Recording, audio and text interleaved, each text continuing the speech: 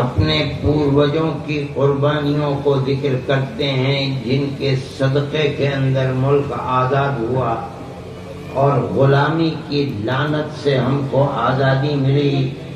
ہمارے ہاتھ اور پیر میں غلامی کی زنجیریں پڑی ہوئی تھی.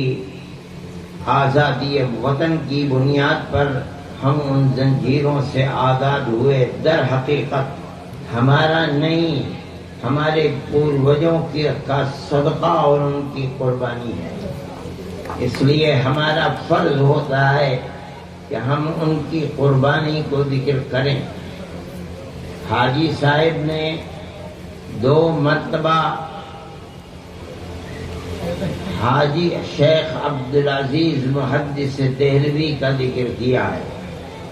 میں ڈی ایم صاحب کو اور ایس ایس پی صاحب کو خاص طور پر بتانا چاہوں گا کہ بنیادی طریقے کے اوپر آزادی کی تحریک ان کی ذات سے لگی ہوئی ہے. سن 1799 کے اندر سرنگا پٹنم میں ٹیپو سلطان کو جب شہید کیا گیا تو ان کی لاش کے اوپر انگریز نے کھڑے ہو کر یہ اعلان کیا تھا کہ آج ہندوستان ہمارا ہے. 1799 کے بعد 3 سال تک جو ملک کے بڑے بڑے راجا اور مہاراجا اور نواب تھے ان کی گردنوں کو دبانے کے بعد، اپنا غلام بنانے کے بعد، سن 1803 میں سب سے پہلے انگریز نے، ایسٹ انڈیا کمپنی نے دلی میں اعلان کیا کہ خلق خدا کی ہے، جنتا اللہ کی ہے، ملک بادشاہ سلامت کا ہے، لیکن آج سے حکم ایسٹ انڈیا کمپنی کا چلے گا. اس اعلان کے بعد شاہ عبدالعزیز صاحب محدث دہلوی جو اس زمانے کے سب سے بڑے عالم دین تھے، انہوں نے اعلان کیا تھا کہ آج ہمارا ملک غلام ہو گیا اور اس غلامی سے نجات دلانے کے لیے جہاد کرنا ہر مسلمان کا فرض ہے. یہ سب سے پہلا اعلان تھا. کسی راجا کے اندر، مہاراجا کے اندر، نواب کے اندر یہ طاقت نہیں تھی کہ انگریز کے خلاف آواز نکال سکے. اس بوریا نشین آدمی نے سب سے پہلا اعلان کیا. اس کی سزا بھگتنی پڑی. انگریز نے ان کی جائیداد، ان کے مدرسے، ان کی مسجد کو قرض کر لیا، انہیں شہر سے نکال دیا، انہیں زہر دے دیا جس سے ان کے جسم کے اوپر سفید داغ پڑ گئے. مگر اس انسان کے اندر کیا آگ تھی کہ یہ سب کچھ برداشت کیا، 1 انچ قدم پیچھے نہیں ہٹا. اپنی زندگی کے اندر انہوں نے اپنے 2 شاگردوں کو، ایک سید احمد رائے بریلی اور ایک اپنے نواسے شاہ اسماعیل شہید، ان دونوں کو جہاد آزادی وطن کے لیے تیار کیا. سن 1824 میں شاہ عبدالعزیز صاحب کا انتقال ہو گیا، مگر ان 2 آدمیوں نے پورے ملک میں جہاں تک جا سکتے تھے دورے کیے. لوگوں سے اپنے ہاتھ پر، ہندو مسلمانوں سے عہد لیا کہ وہ آزادی ملک کے لیے قربان ہو جائیں گے. اور اس کے بعد انہوں نے منتخب کیا ہندوستان کے شمال صوبہ سرحد کو انگریز سے لڑائی لڑنے کے لیے. اسی لڑائی کے اندر 1831 کے اندر دونوں شہید ہو گئے لڑتے لڑتے. مسلمان بھی اس تاریخ کو نہیں جانتا. دنیا یہ سمجھتی ہے کہ جہاد آزادی وطن سب سے پہلا 1857 ہے. نہیں، سب سے پہلا آزادی وطن کا جہاد بالا کوٹ کے میدان میں سن 1831 کا ہے، جس کے اندر ہندو اور مسلمان سب شہید ہوئے. علماء صادق پور پٹنے کا ایک، اب تو محلہ ہے، پہلے دوسری آبادی تھی، وہ لوگ تو واپس نہیں آئے وہاں سے، اور سن 1845 تک مرتے رہے، مارتے رہے، آج کوئی جانتا بھی نہیں ہے۔ جو لوگ وہاں سے واپس آ گئے تھے، یہاں آ کر انہوں نے پھر تیاری کی اور مکمل 26 سال تک تیاری کر کے ہندو اور مسلمان کو اکٹھا 1857 میں دوسرا جہاد کیا۔ اس میں اس مدرسے کی بنیاد رکھنے والے حضرت نانوتوی رحمت اللہ علیہ، حضرت مولانا رشید احمد صاحب گنگوہی بھی شریک تھے۔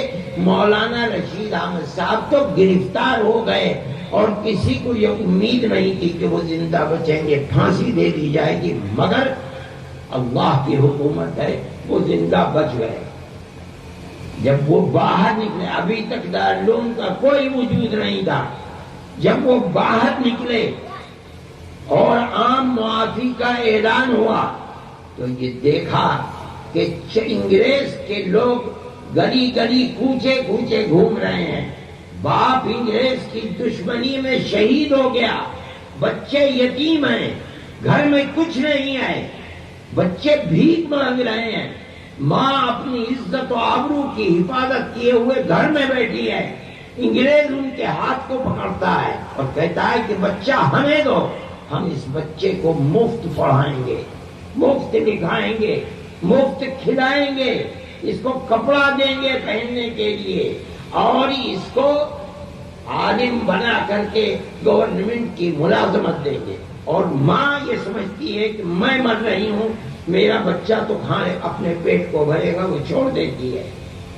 ان لوگوں کے اندر غیرت تھی کہ وہ بچے جن کا باپ انگریز کے لیے قربان ہو گیا، جان دے دی، انگریز ان کے بچوں کو اپنا وفادار بنانا چاہتا ہے۔ انہوں نے 1857 کے بعد 9 سال کے بعد ٹھیک 1866 میں دارالعلوم دیوبند کی بنیاد رکھی اور کہا کہ بچہ ہمیں دو۔ انگریز کہتا ہے کہ ہم پڑھائیں گے، ہم لکھائیں گے، ہم کھلائیں گے، ہم پلائیں گے، ہم پہنائیں گے۔ ہم کہتے ہیں ہم مفت پڑھائیں گے، مفت لکھائیں گے، مفت پہنائیں گے، مگر اس کا باپ انگریز کا دشمن تھا، ہم اس کے بیٹے کو بھی ملک کی آزادی کے لیے مجاہد پیدا کریں گے۔ یہ تحریک کی تاریخ ہے۔ ٹھیک ہے، انگریز تو یہ کہتا تھا کہ ہماری حکومت میں سورج غروب نہیں ہوتا، صحیح کہتا تھا، یہ تو فقیر لوگ تھے، ان کے پاس تو کچھ بھی نہیں تھا، یہ تو بوریے پر بیٹھ کر کے اللہ اور اس کی کتاب کا سبق دینے والے تھے، ان کے پاس کیا چیز تھی؟ انہوں نے اپنی پوری قوم کو لگا دیا اور قوم کو یہ سکھلایا اور پیغام دیا، اگر یہ مدرسہ زندہ ہے تو تمہاری آنے والی نسلیں زندہ رہیں گی، اگر یہ مر گیا تو تمہاری نسلیں مر گئی، اس کی مدد کرو۔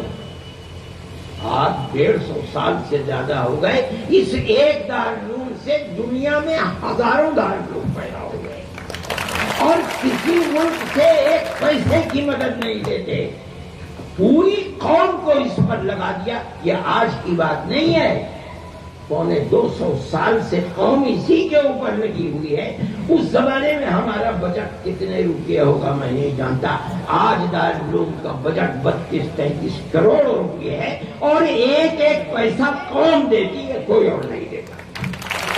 دارالعلوم کی تاریخ ہے۔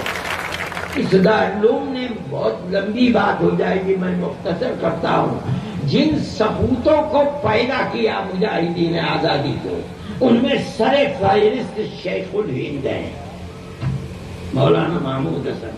کہا جاتا ہے کہ وہ دارالعلوم کے پہلے پڑھنے والے ہیں۔ جب وہ پڑھ کر فارغ ہوئے ہیں تو ان کے دل کے اندر آزادی وطن کی آگ دبی ہوئی تھی۔ مسٹن جو گورنر تھا صوبہ جات متحدہ کا، وہ کہا کرتا تھا کہ شیخ الہند کو اگر جلا کر راکھ کر دیا جائے گا تو اس کی راکھ سے بھی انگریز کی دشمنی کی بو آئے گی۔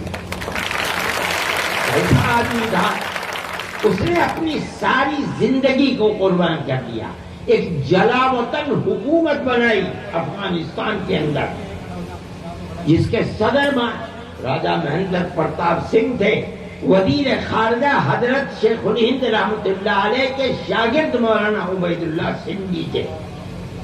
یہ ان کو بھیجا تھا کہ وہاں جا کر کے جلاوطن حکومت ہندوستان کے خلاف بناؤ۔ کوئی مثال ایسی نہیں ملتی کہ ہندوستان کے لوگوں نے کہیں جا کر کے جلاوطن حکومت بنا، اگر ملتی ہے تو دارالعلوم دیوبند کے ثبوت سے ملتی ہے۔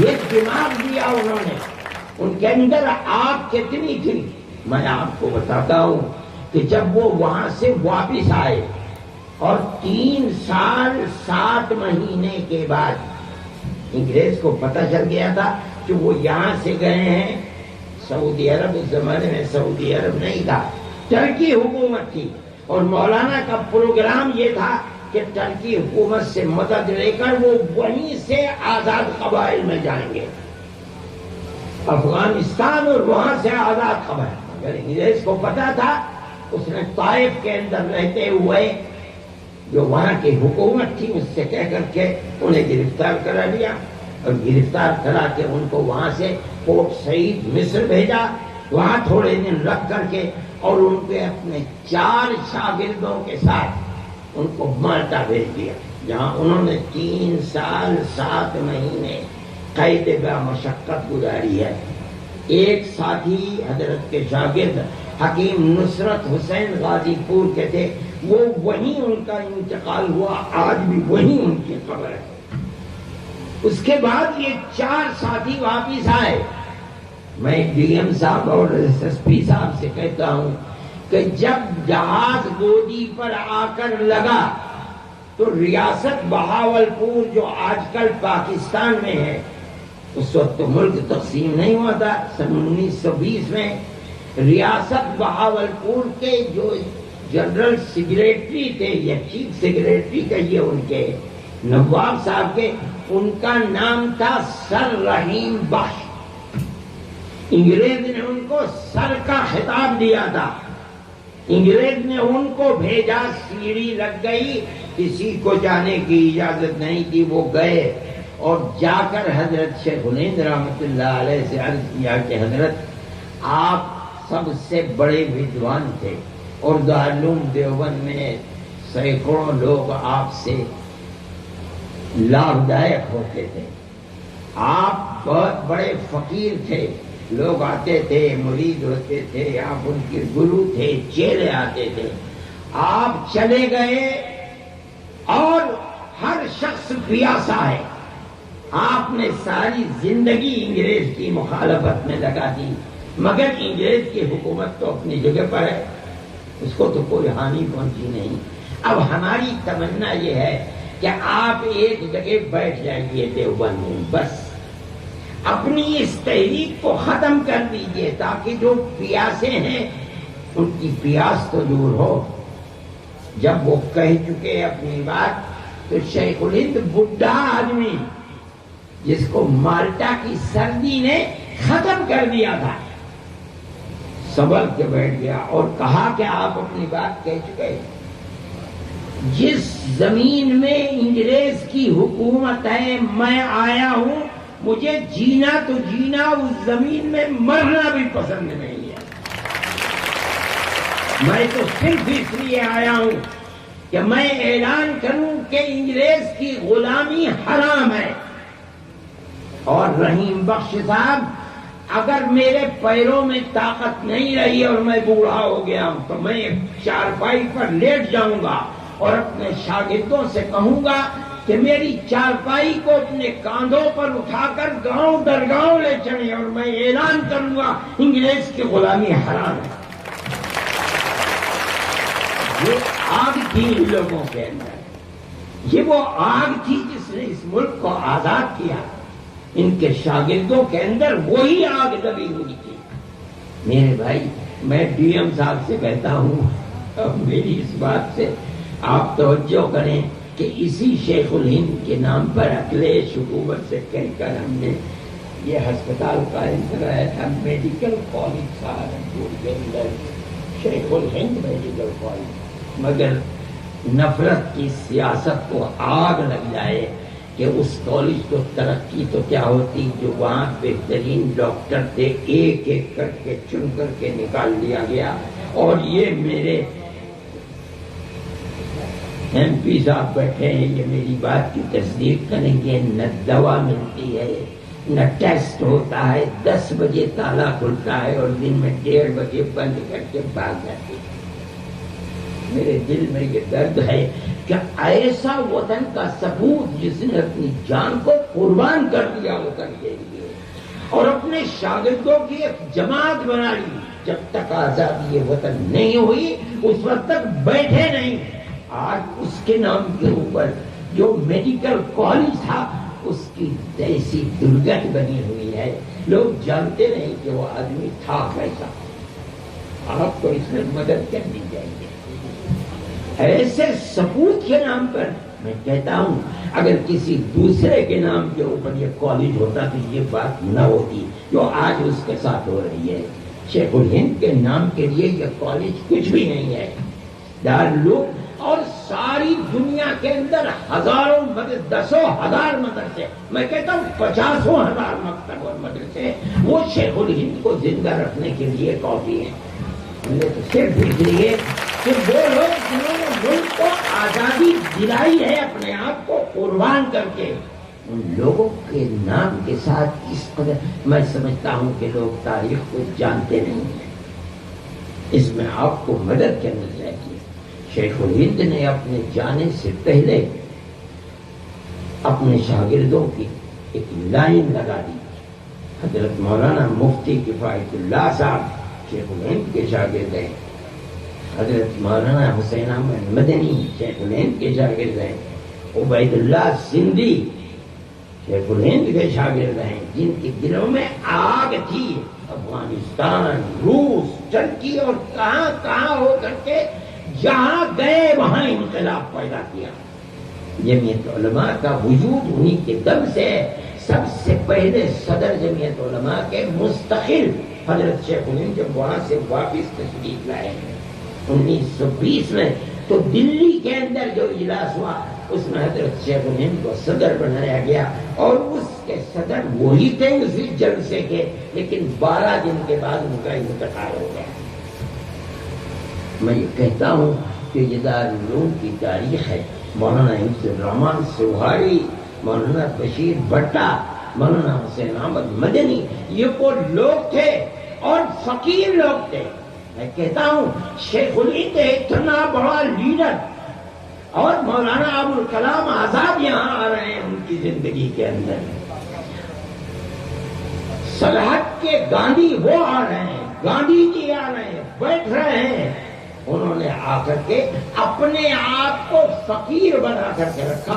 آج ان کی قبریں جا کر کے دیکھو، ان کے خاندان کے اندر اگر اینٹ گر جاتی ہے تو اس اینٹ کو رکھنے کی طاقت نہیں ہے۔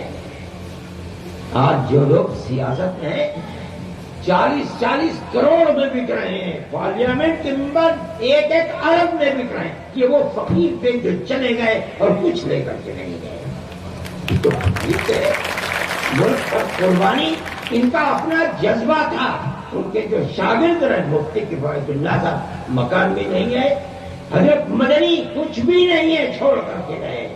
جو بچوں کو وراثت ملی تھی وہ 150-160 ہوتی ہے، وراثت کے اندر بچوں کو اور بچیوں کی وراثت کیا تھا، کچھ نہیں لے کر کے گئے۔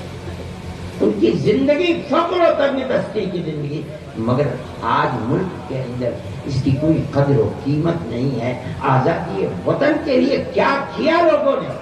کچھ نہیں۔ میں کہتا ہوں دارالعلوم دیوبند ان لوگوں کی یادگار ہے، انہوں نے دارالعلوم آج تک دارالعلوم اپنی اسی روش پر چل رہا ہے۔ صحیح ہے اس طرح کے لوگ نہیں ہیں، لیکن دارالعلوم کے بے شمار لاکھوں آدمی ساری دنیا کے اندر ہیں اور وہ دارالعلوم کی مدد کرتے ہیں۔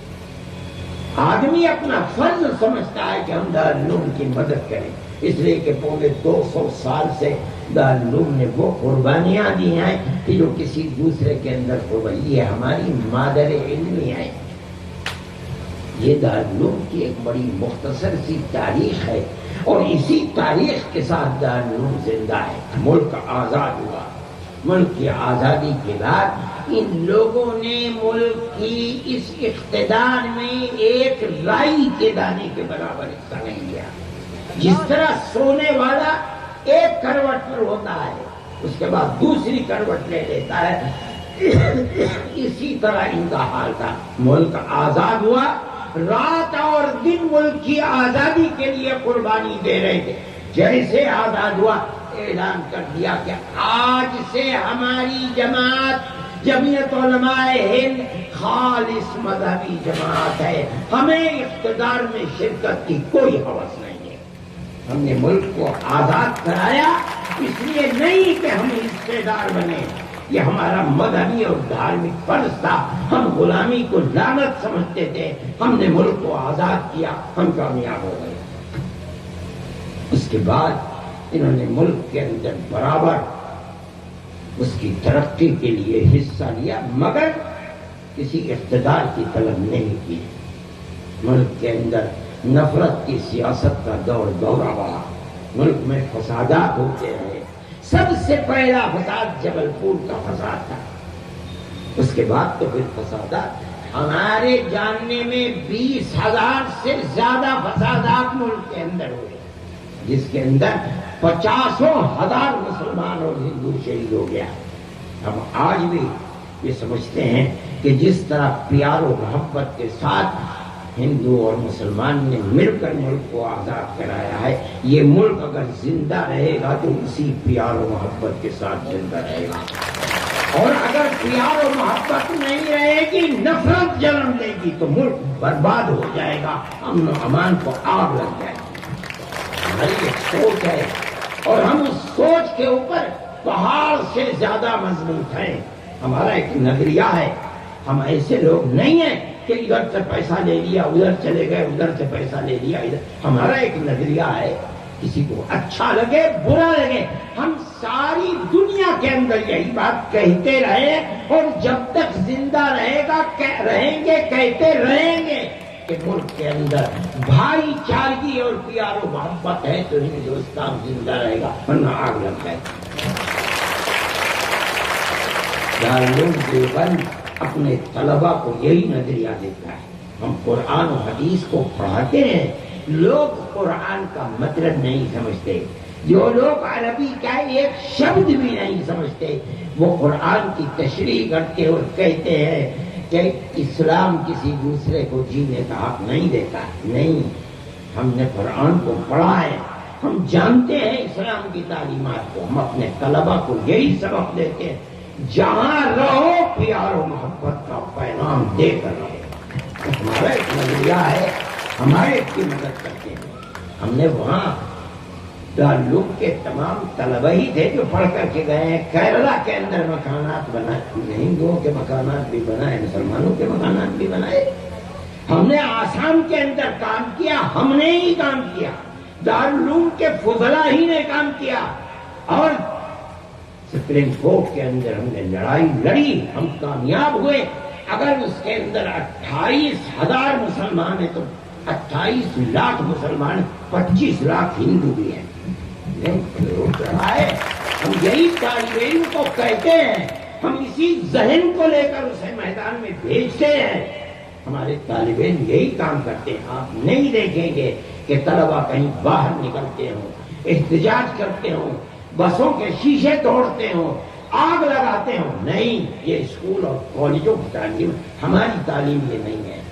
ہم تو ان غریبوں کو پڑھاتے ہیں جن کے پیر میں جوتے نہیں ہوتے، جن کے سر پر ٹوپی نہیں ہوتی، جن کے پیٹ میں روٹی نہیں ہوتی، ہم ان کو پکڑتے ہیں، مدرسوں میں لاتے ہیں، کھلاتے ہیں، پلاتے، آدمی بنا کر پیار و محبت کا میدان کے اندر چھوڑ دیتے ہیں۔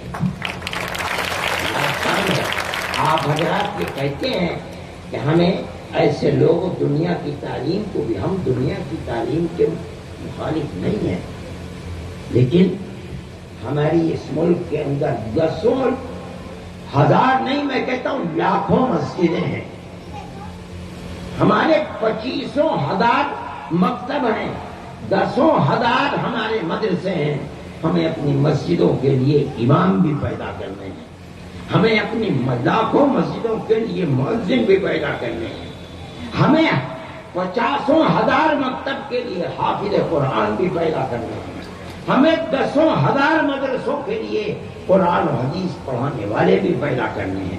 صحیح ہے کہ ہم دنیا کی لائن کے اندر جائیں، ہم کسی کو منع نہیں کرتے، جس کا جی چاہے ڈاکٹر بنے، جس کا جی چاہے انجینئر بنے، بے شمار لڑکے ہیں جو کالجوں کے اندر جا کر کے پڑھتے ہیں، کسی کی مخالفت نہیں کرتے، لیکن ہمارے سامنے یہ چیز ہے کہ ہم ان مسجدوں کو آباد کیسے رکھیں، انہیں افراد کیسے مہیا کریں۔ پھر بھی آپ یہ کہتے ہیں ہم نے ایک پروگرام بنایا ہے اور ہم اس پروگرام کو دائیں بائیں سے ہر طرف سے دیکھ رہے ہیں، اگر ہمیں کامیابی ہوئی تو ہم اس سلسلے کے اندر دنیا کی تعلیم کو بھی اس کے اندر داخل کریں گے۔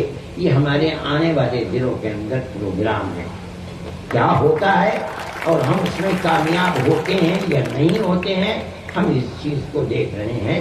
ہمارے بچے ڈاکٹر بھی ہیں، بہت انجینئر بھی ہیں، اور جیسے کہا تھا آئی ایس کی انہوں نے امتحانات دے کر کامیابیاں بھی حاصل کی ہیں، ایسا نہیں ہے کہ ہم جدید تعلیم کے مخالف نہیں ہیں، لیکن ہمارے سامنے مجبوریاں ہیں، ہم اس مجبوری کی بنیاد پر ایسے افراد کو پیدا کرنا ہمارے لیے ضروری ہے کہ جو پوری دنیا کے اندر مدرسے ہیں، ان کے لیے ہم افراد کہاں سے لے کر کے آئے۔ ہمارے خدرا سوئٹزرلینڈ کے اندر بھی بیٹھے ہوئے ہیں، امریکہ میں بھی بیٹھے ہوئے ہیں، برطانیہ کے اندر بھی بیٹھے ہوئے ہیں، ساؤتھ افریقہ میں بھی بیٹھے ہوئے ہیں۔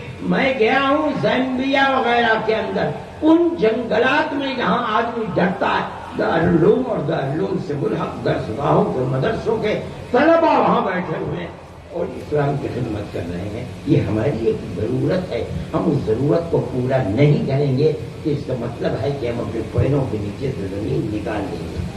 اس لیے ہمارا ایک نظریہ ہے، ہم اس نظریے کے اوپر چل رہے ہیں، ہمیں دنیا کی تعلیم سے کوئی اختلاف نہیں ہے۔ میں یہ سمجھتا ہوں کہ میں نے جو بھی تاریخ ذکر کی ہے وہ ایک تاریخ بڑی مختصر سی تاریخ ہے، اس لیے کہ میں جانتا ہوں کہ 12:30 بج گئے ہیں، ان حضرات کو اور بھی جانا ہوگا۔ میں یہ کہتا ہوں کہ دارالعلوم کے اندر جھنڈا لہرانے کی یہ چیز کوئی آج ہی نہیں ہے، پہلے بھی ہوتا تھا، وقت ایک پروگرام برض اولاق کے اوپر مستقل ہوتا تھا، طلباء اور اساتذہ کا دارالعلوم کی طرف سے پچھلے سال بھی کہا گیا تھا کہ میں یہاں اس طریقے کا پروگرام دارالعلوم کے احاطے میں کروں، لیکن میں نہیں کر سکا، اس لیے کہ میں پروگرام بھی اسی جگہ دے چکا تھا۔ مجھے آج کے اس جھنڈے کے لہرانے پر یاد آیا کہ جب ڈاکٹر راجندر پرساد آئے تھے تو اسٹیج کے پاس جھنڈا لگایا گیا تھا اور انہوں نے اپنے ہاتھ سے اس جھنڈے کو لہرایا اور یہ گانا بھی ہوا تھا، اور مولانا عبدالرحمان صاحب کے الفاظ میری کام میں ہیں۔ اس کے بعد مولانا نے تحریر فرمایا اب اس پروگرام کے بعد باضابطہ جلسے کا اجتماع ہوتی ہے اور اس کے بعد پھر قرأت کر کے جلسے کی ابتدا ہوئی تھی۔ یہ میری آنکھوں دیکھی چیز ہے، یہ کوئی نئی چیز نہیں ہے اور نہ ہی اس کے اندر کچھ کلمات شرک ہے۔ جب تک مفتی حضرات نے فتویٰ جواز کا نہیں دیا تب تک کوئی چیز نہیں ہوئی ہے، اس لیے آپ حضرات اس سلسلے کے اندر کوئی اجنبیت نہ محسوس کریں۔ دارالعلوم سب سے بڑا مستحق ہے کہ وہ آزادی وطن کے سلسلے میں تقریب منائے اور تقریب منائی جاتی رہی ہے، اس لیے یہ کوئی نئی بات نہیں ہے۔ آج ہمارے محترم ڈی ایم صاحب کے ہاتھوں ہوئی ہے، میں ان کا شکریہ ادا کرتا ہوں کہ آپ آئے اور میں نے جو باتیں کہی ہیں میں کہتا ہوں کہ آپ اس کے لیے مددگار ہیں۔ بالکل بالکل آپ کی بات، بہت بہت شکریہ۔ میں آپ حضرات سے اجازت چاہتا ہوں، ان حضرات کو بھی جانا ہے۔ بہت بہت شکریہ۔ دعا کر دیجئے کہ اللہ ہمارے ملک کے سب بسنے والوں کے دلوں میں پیار و محبت کو پیدا فرمائے، اللہ نفرت کی سیاست کو ختم فرما دے۔ جس طرح ہم سینکڑوں نہیں ہزاروں سال سے گاؤں در گاؤں آپس میں پیار و محبت کے ساتھ رہتے چلے آئے ہیں، اللہ ہماری اس پرانی تاریخ کو زندہ فرما دے، پیار و محبت کو پیدا فرما دے۔ اور الفت کو پیدا فرمائے، اور جو لوگ نفرت کی سیاست کر رہے ہیں اللہ انہیں خائب و خاسر فرمائے، ان کو راہ راست پر اور سیدھے راستے پر لائے، پیار و محبت کے لیے کام کرنے کی توفیق عطا فرمائے، اور ہمارے ملک کی پرانی تاریخ کو زندہ و جاوید فرمائے، اور سب کو گاؤں در گاؤں پیار و محبت کے ساتھ زندگی بسر کرنے کی توفیق اور اوسط عطا فرمائے۔ اللہ تعالی کی بھی حفاظت فرمائے، اور جہاں بھی قوم اور وطن کے لیے جو بھی کام ہو رہا ہے اللہ اس کی حفاظت فرمائے، خیر و برکت عطا فرمائے، سب حاضرین کو ان کے جائز مقاصد کے اندر اللہ کامیابی عطا فرمائے۔ وصلی اللہ تعالی علی خیر خلقہ سیدنا محمد وعلی آلہ وصحبہ